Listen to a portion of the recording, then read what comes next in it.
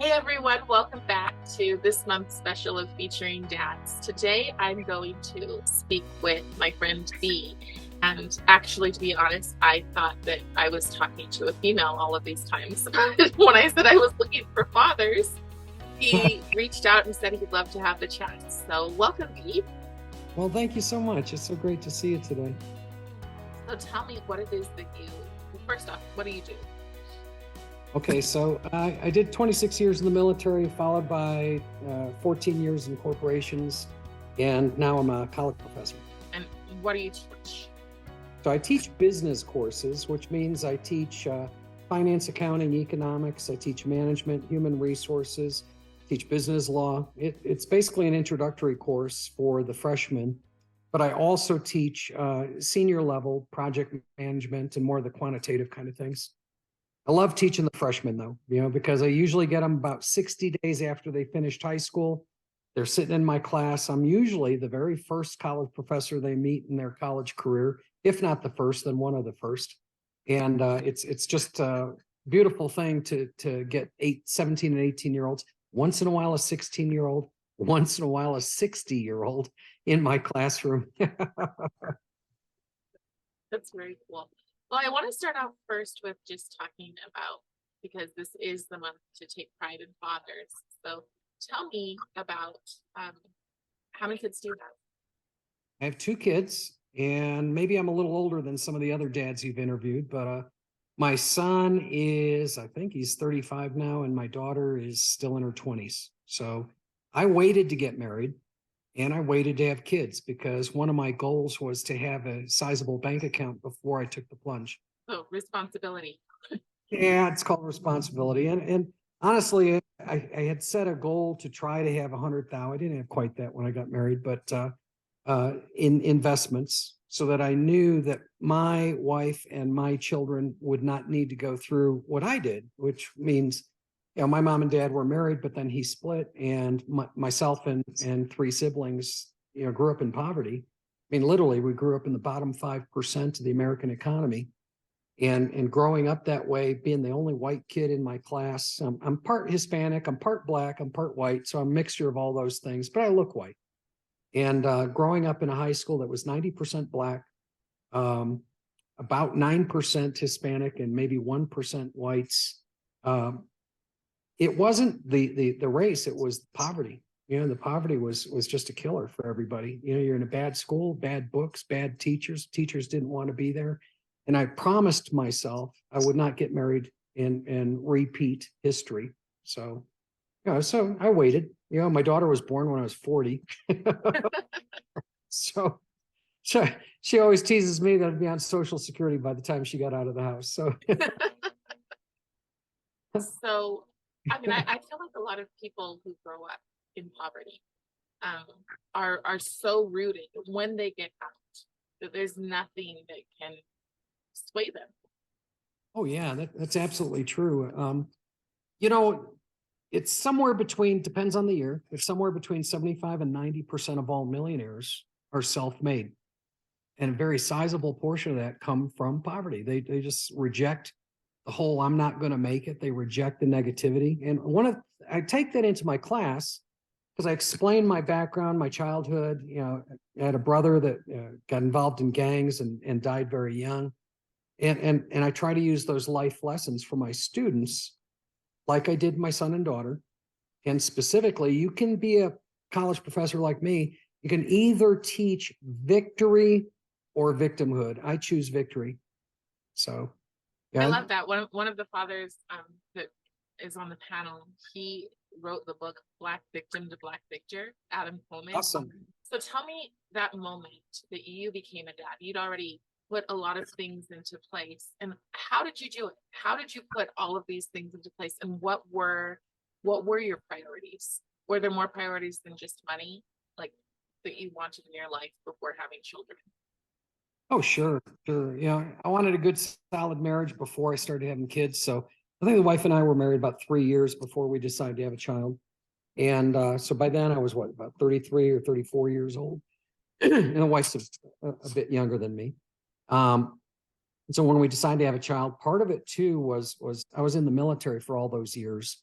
And we waited a while because within the military, you have over 50% divorce rate. So we wanted to make sure we jived. We want to make sure that we didn't have cultural problems because my wife grew up in poverty in Korea.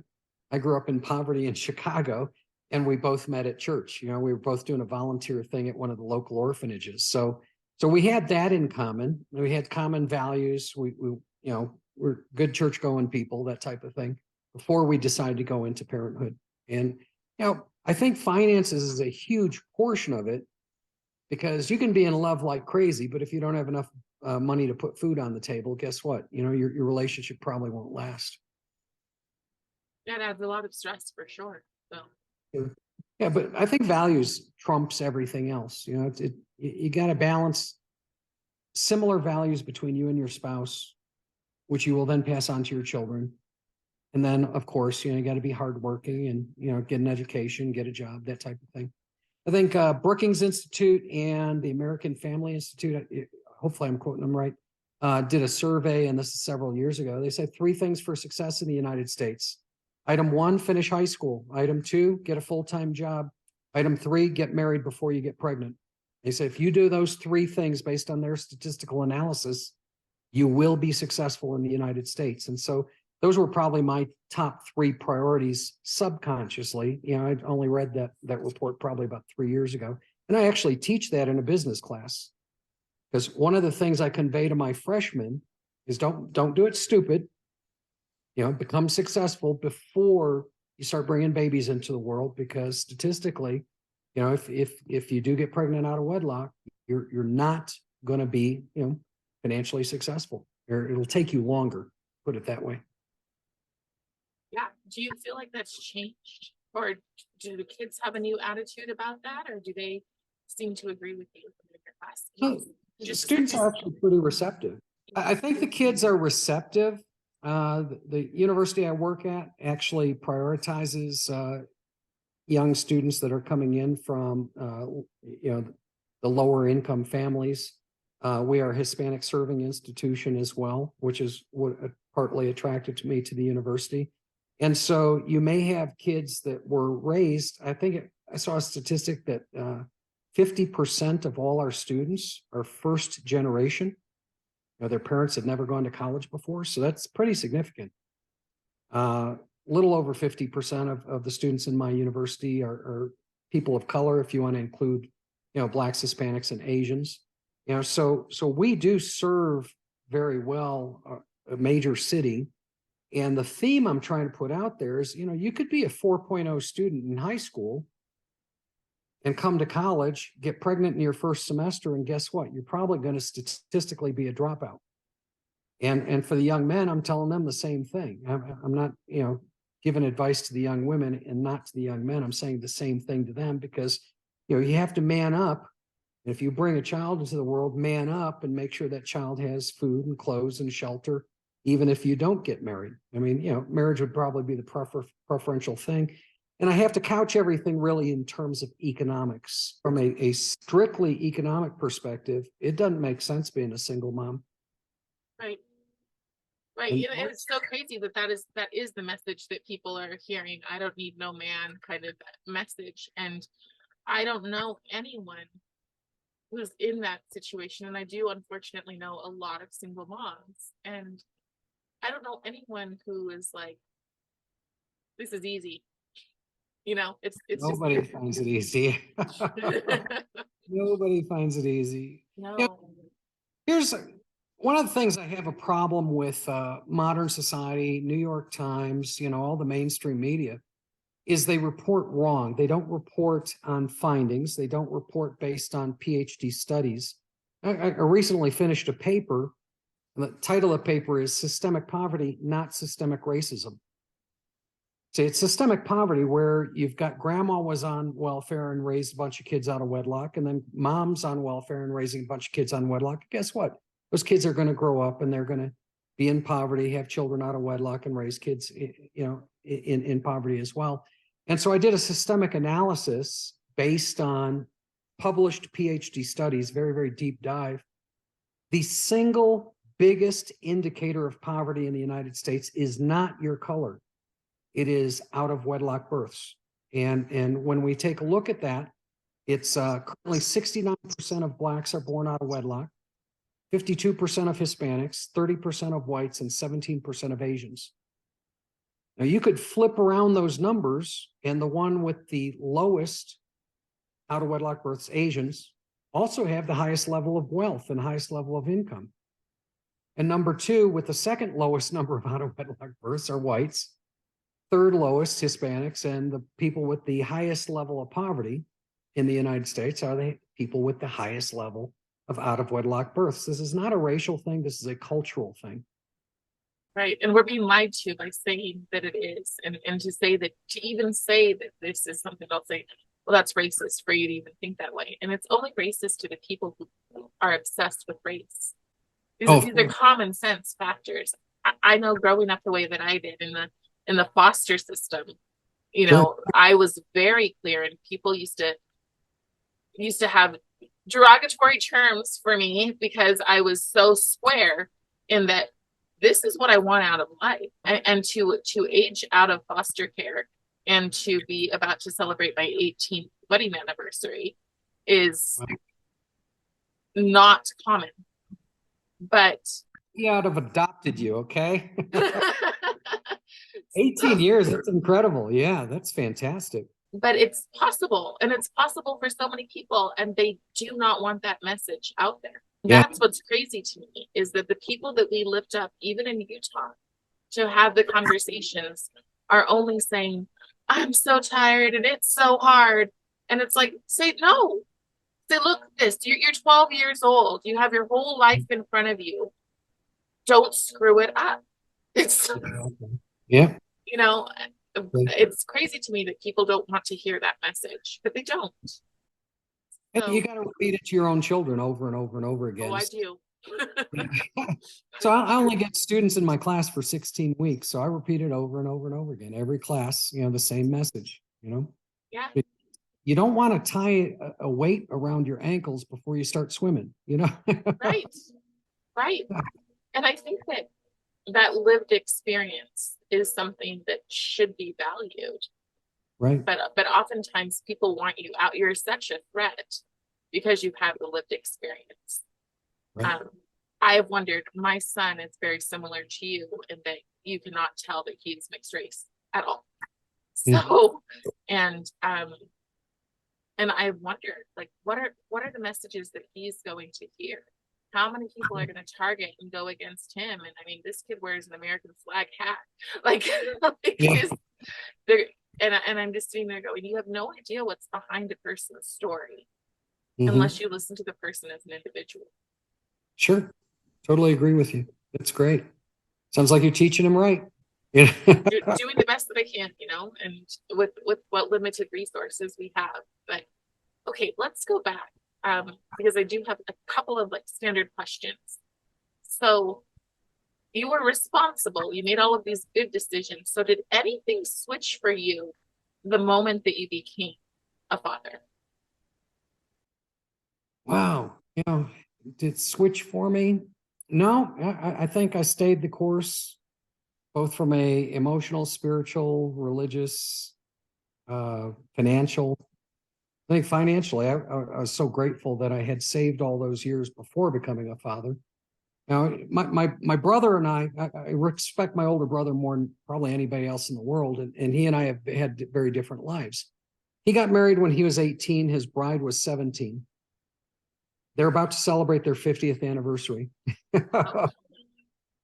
And they were broke all the time, right? Because they brought kids into the mix within the first year of marriage. You know, for me, I was 30 years old, and he says, you know, what's going on here? You know? Yeah. And finally I brought home a bride. So my wife is actually from Korea.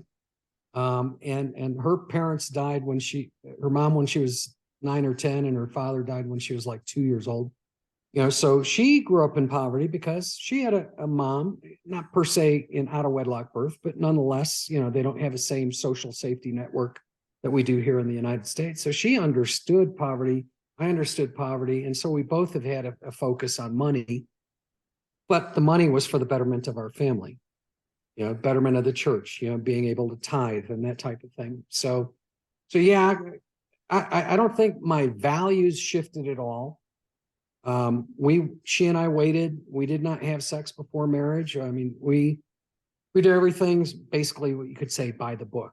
And we're about to celebrate our 38th anniversary. So Congratulations. right. It's working. And our kids, we raised them, I think, with the same values we did. In addition, not just talking about values, but I taught them Taekwondo. I did Taekwondo for like 30 years, and each kid was black belt equivalent by the time they finished high school. I don't worry about them. Both have been mugged, and both have used their Taekwondo to protect themselves. My daughter ended up being a law enforcement officer. Inmate tried stabbing her. She grabbed his arm, kicked up, and broke his elbow. So knife falls on the floor. So, this kind of stuff does pay off if you start taking a look at things long term. And I think every parent has to look at both mind, body, and spirit. So the son finished AB average out of college, and the daughter finished summa cum laude. So, we did something right, and all we're doing is following, typical American culture. So I think it's culture available to everybody. Right. Absolutely. Well, and that's why so many people come here from other countries. Oh yeah. Because Sure. they have the opportunity to follow and to move up. I know that when my husband, when my son was born, there was just like more than a responsibility. Like you changed from being whatever's left. Now I know that you were older, but there's still some sort of like independence and boyhood, I'm guessing, right? And then all of a sudden the baby is there, and that didn't change anything because you were just so ready. Is that how that worked? Didn't change anything because I was very ready, and I was in the military. I absolutely cherished the days I was home, because I'd get on an airplane, I'd be gone for a year, and come back. I mean, so we added it up during my marriage overlapped my military experience 16 years, and I was gone about 8 of those 16 years. Oh, wow. It's a lot of Christmases, a lot of birthdays. So, really, the way the kids turned out, I have to attribute that to my wife, because I wasn't there half the time. Yeah. And when you're in the military, you grow up really fast. So I joined the military when I was 17. It's my escape from poverty, and used military education benefits to get college diplomas and masters and doctorate, and here I am. So Do you feel like that is, well, there's a lot of things going on in the military from what I understand today that make it look a lot different than it did before. Yeah, they're having recruiting problems in the military. I think the whole Biden administration has been so narrowly focused upon trying to be proactive on LGBT issues, that the other 99% of the population somehow feel miffed. And saying, well, it used to be that you'd have advertisements on TV, or be all you can be kind of army commercials, where they're just trying to recruit Americans. The Biden administration has seemed to change the entire focus to where they're almost exclusively trying to recruit members of the LGBT community instead of just a generic American. Do you think there's a reason for that other than, what do you think the reason is for that? I have no idea. That's one of the things I've been researching. I have no idea on that. Well, the reason that I wonder is because with our youth, especially in high school, there's a group called the GSA. It used to be the Gay Straight Alliance, and now it's the Gender and Sexualities Alliance. But what's happening there is that these kids are learning how to be activists. So they will openly say, I went into school just looking for a social club, and it was so exciting because they taught me the things I should really care about. Right.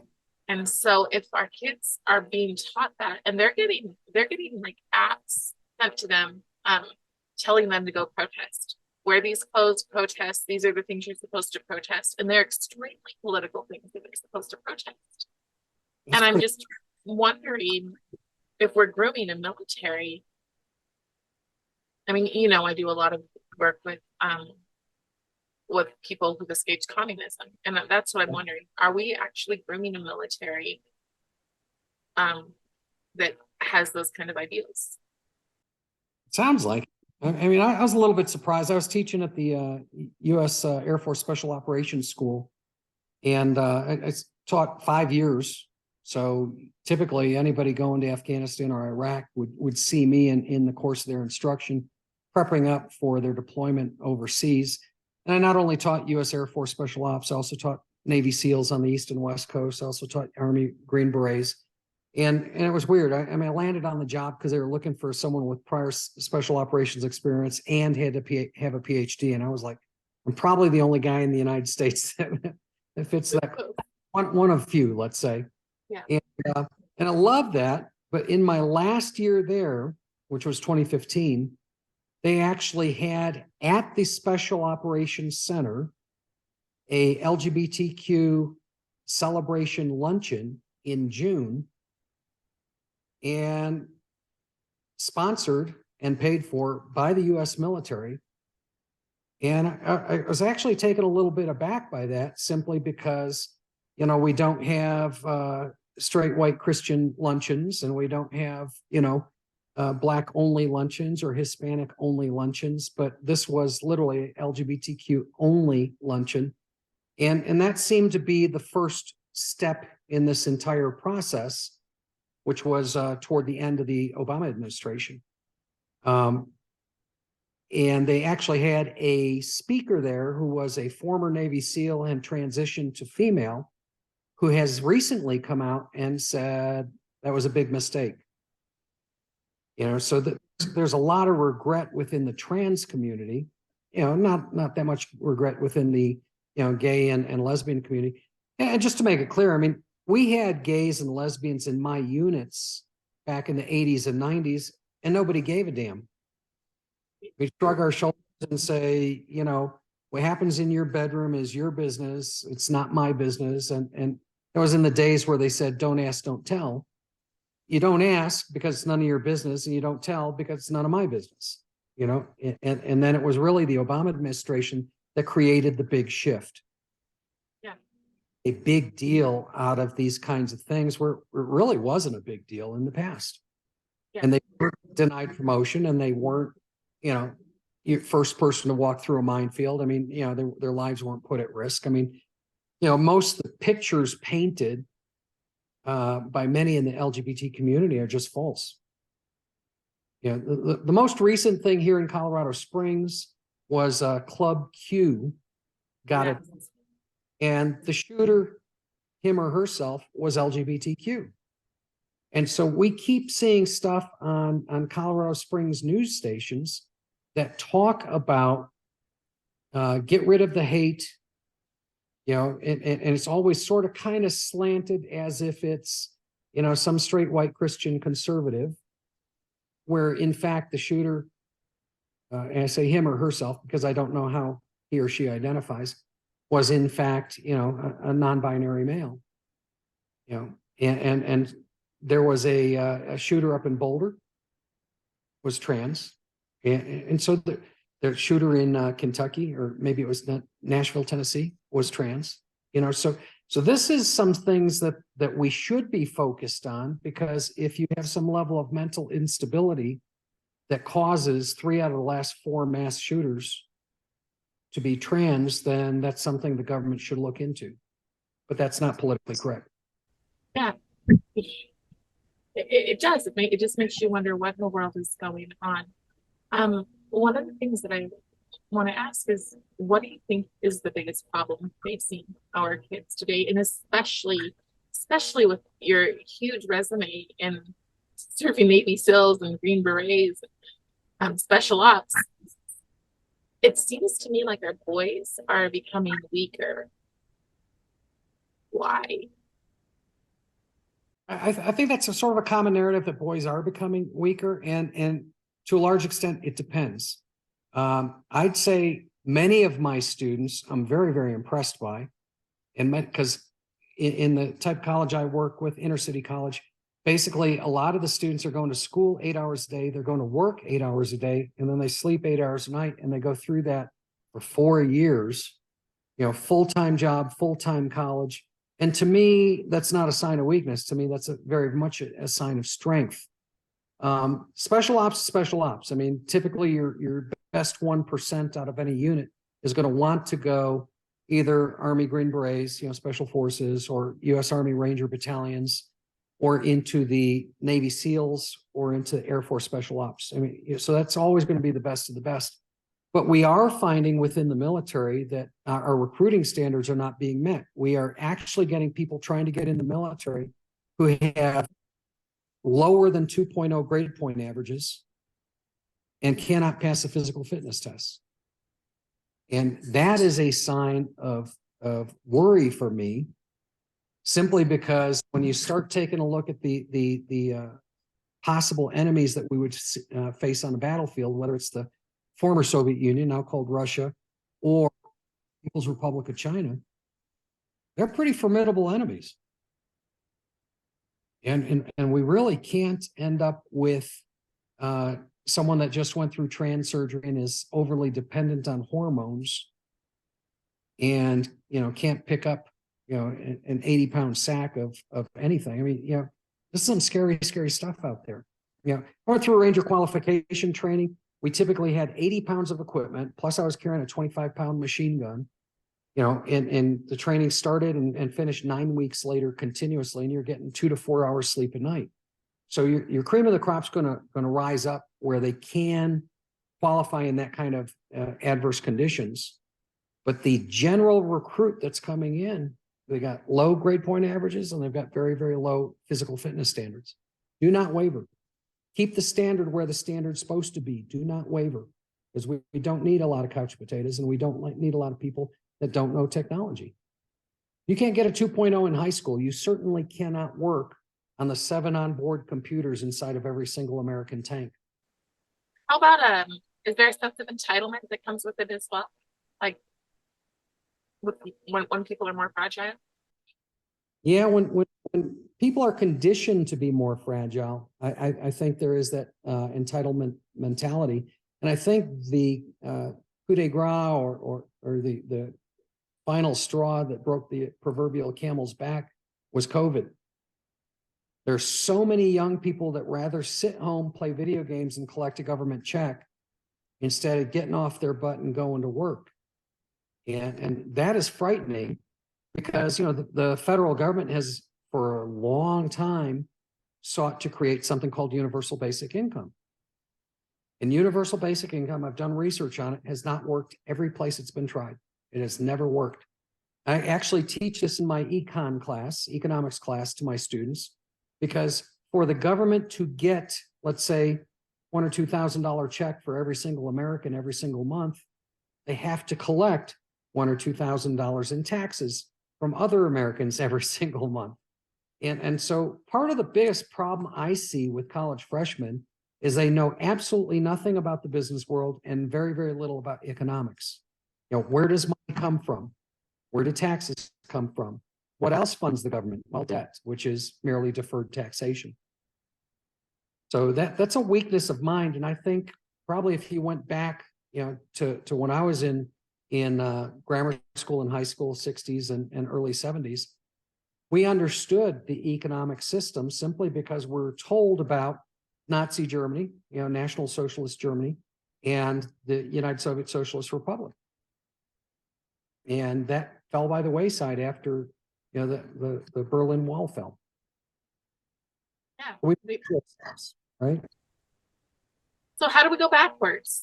Like how do we begin to teach our kids, especially when the schools have come out with the school is about activism kind of motto, including the NEA themselves and Robin, I can't think of her name, I want to say Weingarten. But the things that they are coming up with, where they say, who cares if your kid can do math or English? They know what an insurrection is. And frightening. I think you have to go school district by school district, city by city, state by state, and literally, someone that has never planned on being in politics I've got no desire to be the president, a senator, a congressman at this point in my life, but every single concerned parent should be on the school board. And you know, for me, I never did that because I was in the military. And when I was home, I cherished my time with my wife and kids, and 50% of the time I was not at home. So that was never a possibility for me. But if you're in a stable job, stable neighborhood, you know, you've been in the same place, you know, and grew up there. Yeah, I'd say get involved in being a member of the school board, because that's literally what has captured the hearts and souls of American education.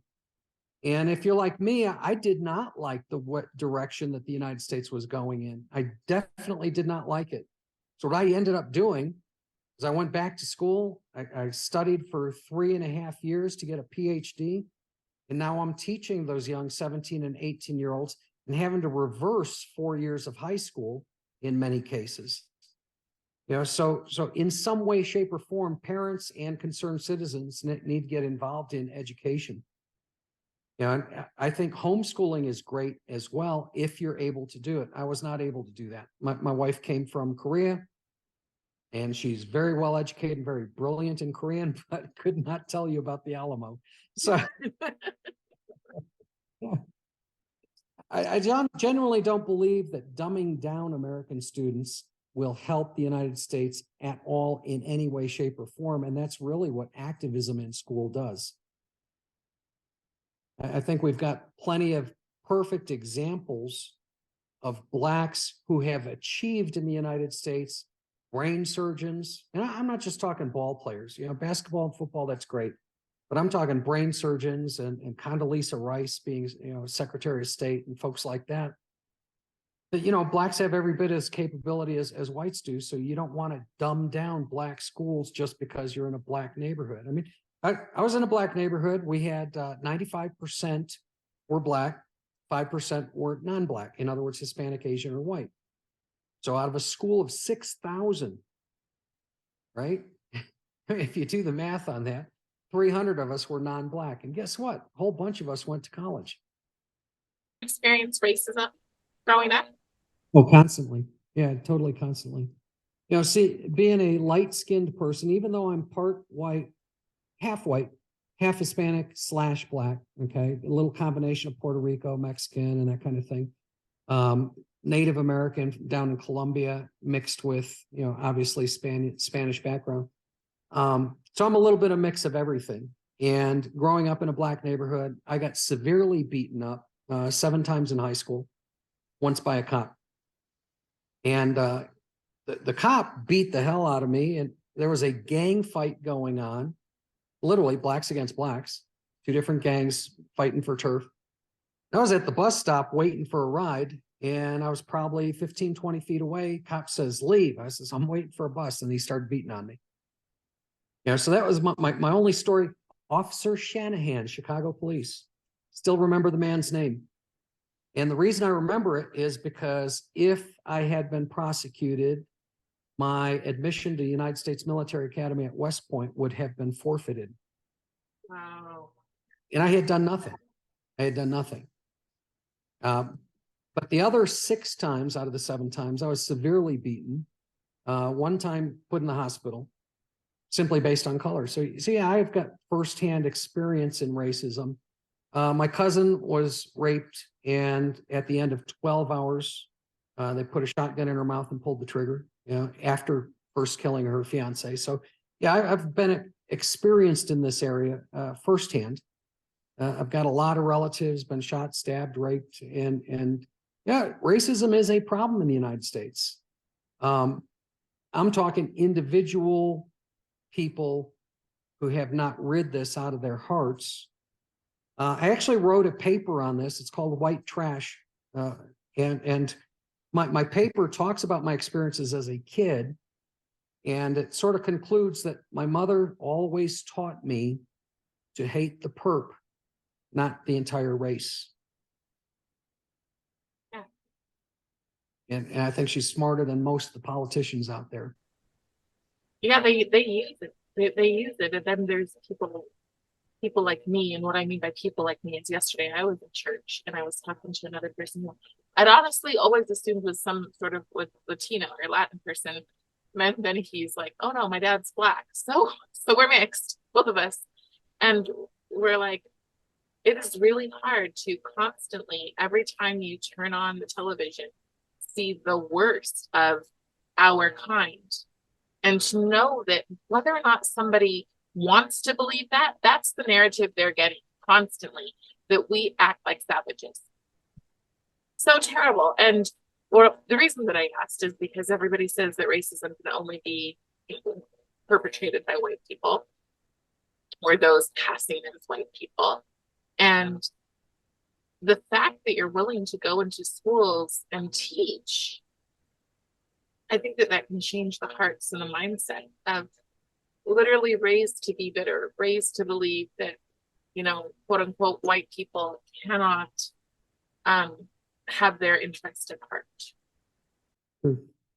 And you know, I do teach some history when we're in the economics class. I mean, you know, where did we start, right? And so I try to teach my students. I say we had. I disagree with the 1619 project because 1619 project, and I've recently written a paper about this, talks about 400 years of slavery. Well, we didn't have 400 years of slavery. What we had was 4,800 years of slavery in every country across the entire world. 4,800 years. And the United States was one of the first to get rid of it in less than 89 years. So that puts it in better context. The other thing I do for my students is I make sure they understand the whole United States was not racist, and the whole United States did not own slaves. It was 1.5% of the American population were slave owners. That's it. So how do we hold the other 98.5% of the population guilt? You can't. You know, my great-grandparents were mud farmers in Missouri. I say mud farmers because if you've been to Missouri, you get it. So mud. And you cannot point to any economic advantage that they, as you know, corn farmers, you know, just outside of St. Louis, benefited because A, they weren't slave owners, B, they weren't close enough to it. I mean, they produced a crop and they delivered the crop to St. Louis, Illinois, East St. Louis, right? And that was it. That was their entire existence. And my grandfather was the same way. My mom, you know, I mentioned her before. I mean, she was a waitress, raising 4 kids on waitress salary, no child support. You know, so when I have someone, and this does happen in class, where a student will say, well, you got white privilege, you wouldn't understand. I tell them about my background, how I was raised, literally on 1 meal a day. So where's the privilege at? You know, and how I was cut up. I mean, I got knife wounds. You know, my younger brother shot, my friend shot, my cousin murdered, you know. And so you can't really erase that kind of negativity from a person's heart instantaneously. That has to be a process over a number of years. But where I think the United States government does us an in-service or a disservice is this constant harping on systemic racism, which in my opinion does not exist. Again, I published a paper on this. It's systemic poverty, it's not systemic racism. And when I state that, if you get pregnant out of wedlock, that is the beginning of systemic poverty. So out of wedlock births equals systemic poverty. Systemic poverty then turns into difficulty with housing. It turns into difficulty with finding a good job. Why? Because you're worried about child support. It finds difficulty with medicine. Why? Because you can't afford it. And a lot of the jobs at the lowest level of income don't come with benefits. Okay. So what about crime? Yeah. In poverty neighborhoods, whether white or black, you have more crime. Why? Mostly personal crime, but you know, violent crime has been on the rise as well. What about economic disparities? Economic disparities are usually in poor neighborhoods. Rich people don't build their house on top of radioactive waste, okay? So all these things point back to poverty, and poverty points back to out of wedlock births. It's not a color of your skin thing. It is a making good decision or making bad decisions. And if we teach our children more about personal responsibility. That's the thing I love about Christianity is free will. You choose, and what you choose determines your path. But the 17, 18-year-olds I teach, they're willing to listen. I've noticed I've noticed that it seems like 20-ish to 30-ish, 35-ish. They seem a little bit gone. Like they have fully something happened. Something happened and there's kind of a piousness and an inability to comprehend another person's thought. I'm in my 40s and um we just long for the 90s back. And these younger people, the people who were kids during COVID, especially, they're not buying this. They're not the ones afraid. The ones who are still wearing today are the ones in their mid 20s to mid 30s. They seem to be the most driven by fear or motivated by fear. But these younger people, the ones who they missed their prom and nobody was sick. And they're like, you took everything from us. You took our sporting events. You took our prom. You took being able to go to our friend's house and play. Mm-hmm. And we have some people who, especially our boys, because I'm going back to that boy thing, right? We have some boys, especially, who their whole life is nothing but gaming. Right. And I think that's a huge problem. One, because they're delusional about what their capabilities are. Oh yeah, I could totally go into the military and beat up a bunch of people and shoot them all down, and you're just like, yeah, I don't know. They prepare you for that too. I'm not sure that you could handle boot camp, right? It's hard. And then there's the lack of stamina, and then there's the complete belief in I'm owed. The government will take care of me. I want my check. These terrible narratives. So what happened to dads?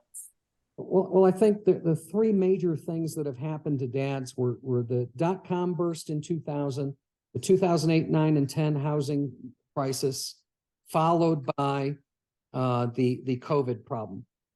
When you look at all three of those things, our economic uncertainty has been very tortuous for people in your age category.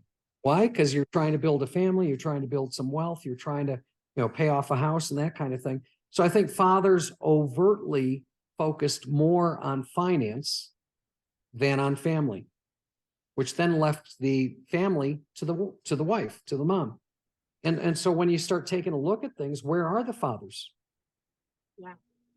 Yeah. And it used to be when I was in high school, going way back then, about 40 years. When I was in high school, girls didn't give it up easily. I think one of the pop singers says, put a little ring on it. You got to have a ring on your finger before you start getting something. Nowadays, I do notice among college students, I ask questions. I mean, try not to be ostentatious about it. The sex is sort of out there. It's available. It's on an app. Hook up and then move on. So the whole hook up generation is, I think, what happened. Guys found out they can milk the cow without buying the cow.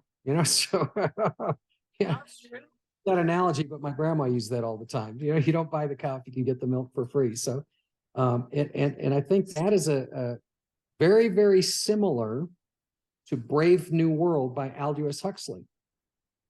He wrote about that. He said, free drugs. Okay, there's your fentanyl. Free sex. Okay, that's the hookup society. And that's what's happening to us. And the Chinese are using it to their advantage. In China, young people under the age of 21 are only allowed to be on an electronic device 2 hours a day, total. That's it. It's against the law for them to do otherwise. So, maybe we need to be a little more authoritarian as far as children are concerned, instead of just saying, oh, leave me alone. I'm working on something and handing them a tablet. Right. Yeah. I think Greater involvement. Greater involvement. Exactly. Well, our conversation has been fantastic. Um, it hasn't been like Father's Day themed, but it's been really good because I think it's important that people understand the basics of why things are falling apart and why um, respect for dads. You know, because if a person isn't there, then you can create something in your head about what they might be like, but it's not the same as having them there and having them have an influence over your life. Yeah, So, on that note, because I realize that can completely be insulting, which is not my intent, but as how did you keep connected with your kids as a military dad? I didn't. I hate to say that, but I didn't.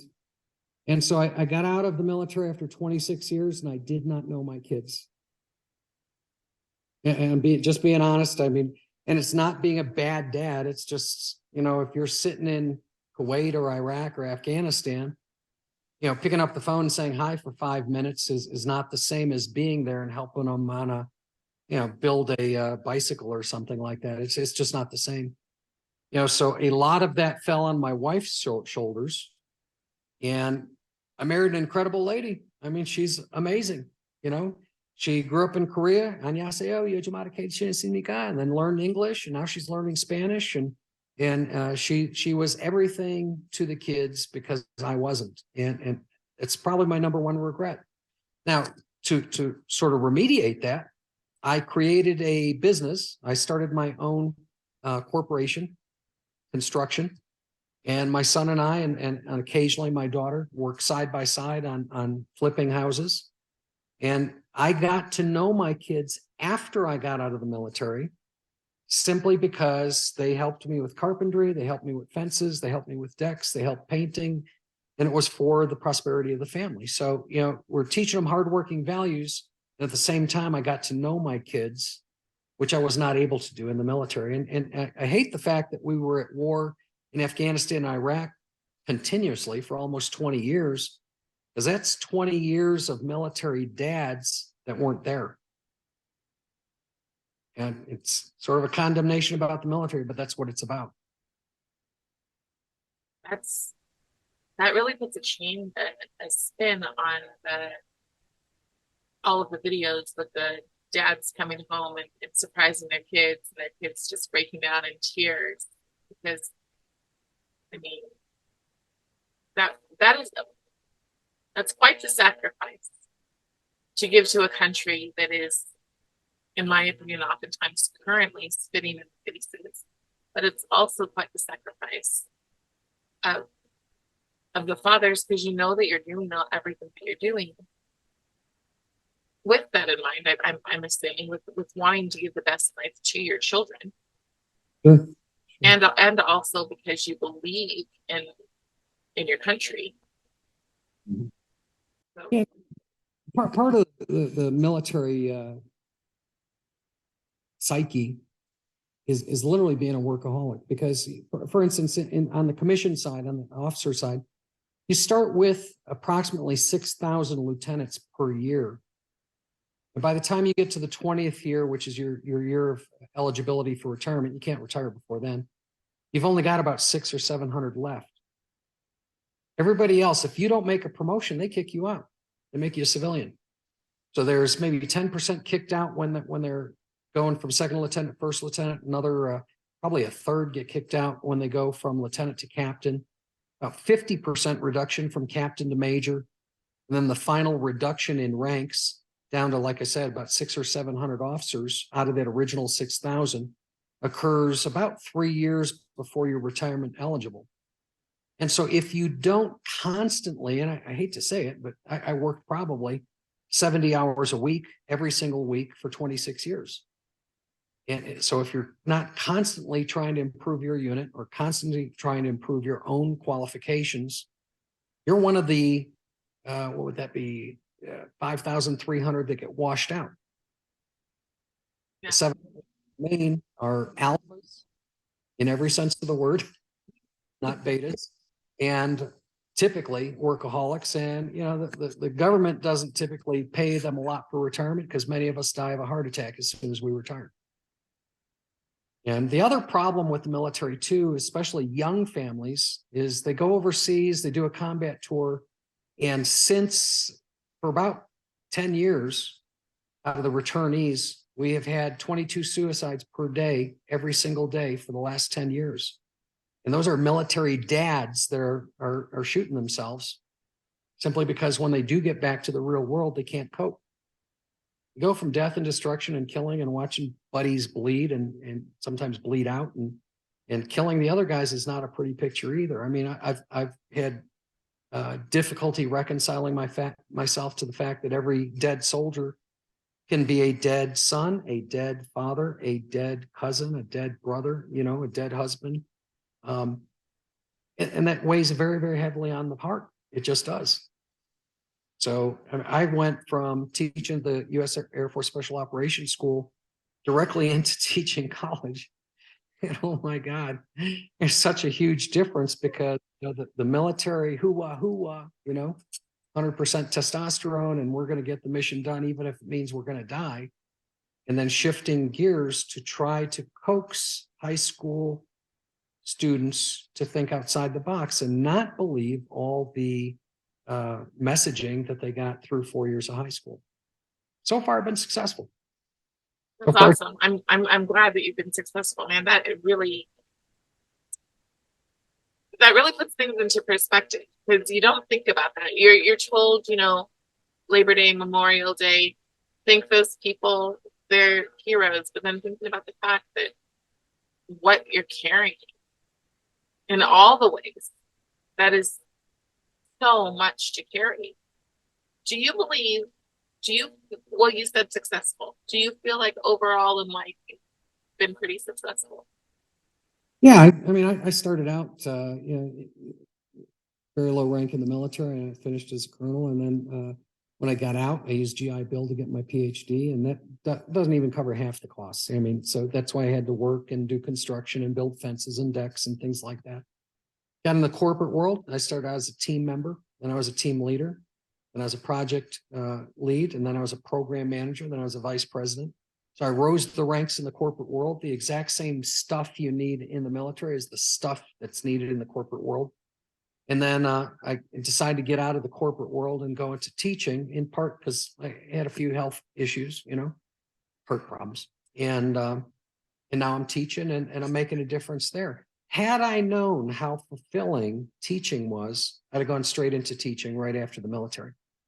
But I just didn't know at the time.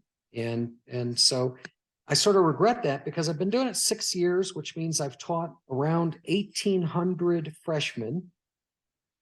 Had I gotten straight out of the military, then that would have been, I don't know, probably around 3,000 or 4,000 freshmen. And what you're doing is you're trying to change people's lives. My number one goal, it's on a little piece of paper above my desk, is if you shift your mind from victim to victor, you will succeed. I tape that above my desk. I have that in every classroom I teach in. Change your mind. You can do it.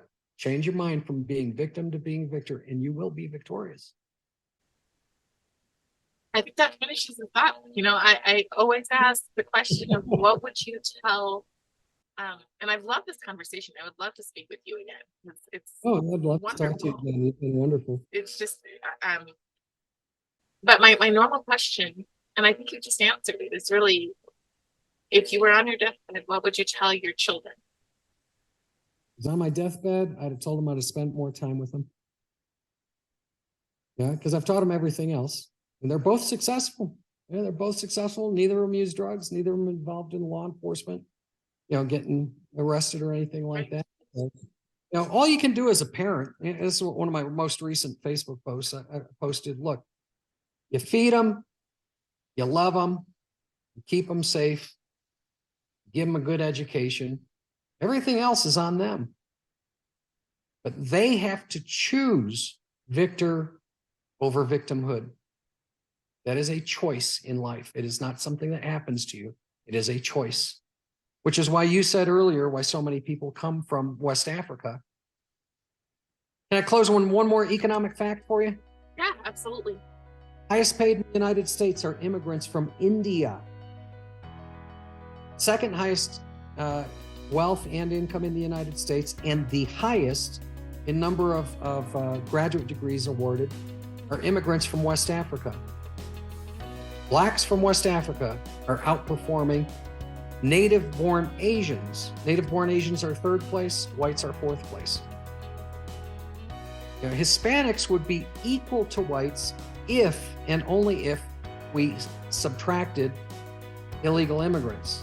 The reason Hispanics on all the economic data appear that they make less than whites is simply because they add in all those recent immigrants who may not speak English.